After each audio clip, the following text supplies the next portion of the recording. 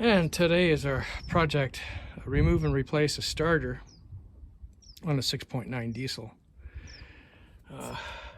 This is it here. And here's an assortment of tools you'll need. Just the right amount of extension is a trick to get the third bolt out.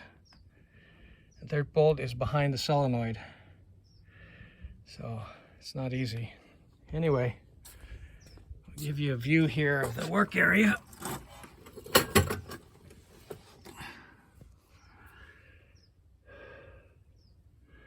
Up there, you can barely see that hole there. That's the third hole that's really hard to get to. So it's the second one down, not the top one. So we cleaned it up a little bit under here.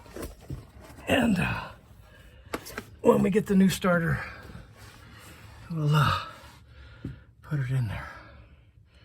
Anyway, there she goes. It's this top bolt here. I can't even get my hand in there, but anyway, it's the top one. It's behind the solenoid. And you need an extension and patience and determination, and you can do it yourself too. So I cleaned it up. I always like this yellow paint. Makes it bright under here even without a flashlight or a night light or any light.